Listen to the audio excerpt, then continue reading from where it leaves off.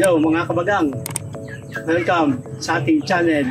Nandito naman po tayo, nagkita-kita sa aking channel mga kabagang. Nandito tayo sa ating free-range chicken at tayo nagpakain mga kabagang.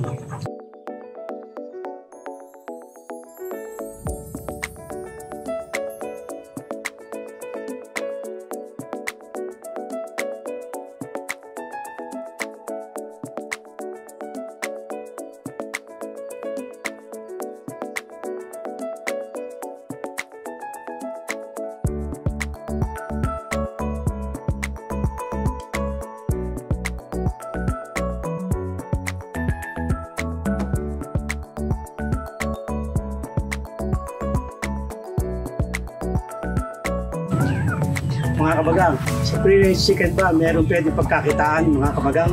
Meron po, pakikita po sa inyo mamaya mga kabagang kung paano kikita sa free-range chicken.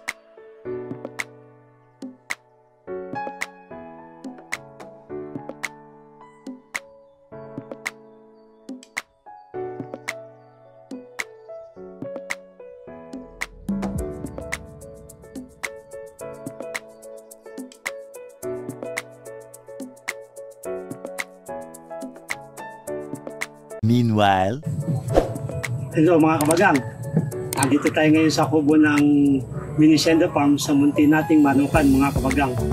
Ang kikwento ko sa inyo ngayon, may kita ba sa free-range chicken?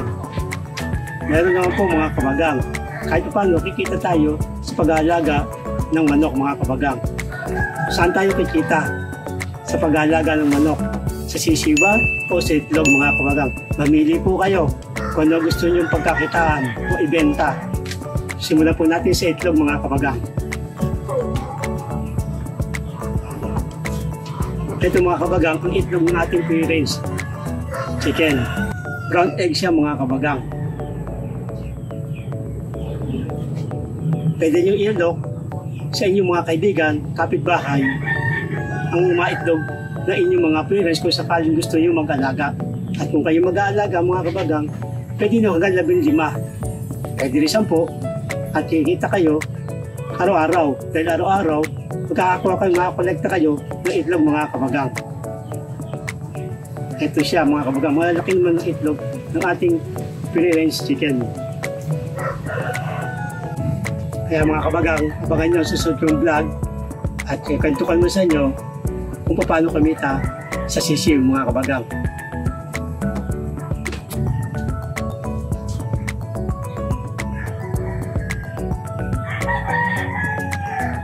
Eh mga kabagang, ang lalaki ng itlog nila. Kaya pwede ilok natin yan sa mga kaibigan natin mga kabagang, kapitbahay, kasama sa trabaho, sa inyo na order mga kabagang. Mga kabagang, maraming po salamat mga sumusuporta sa aking mga vlog mga kabagang. At mga hindi pa po nagsasubscribe, subscribe na po kayo at pwede po kayo mag-comment mga kabagang. Ano po gusto niyo i-comment, mag-comment po kayo mga kabagang. Maraming po salamat mga kabagang. Ingat!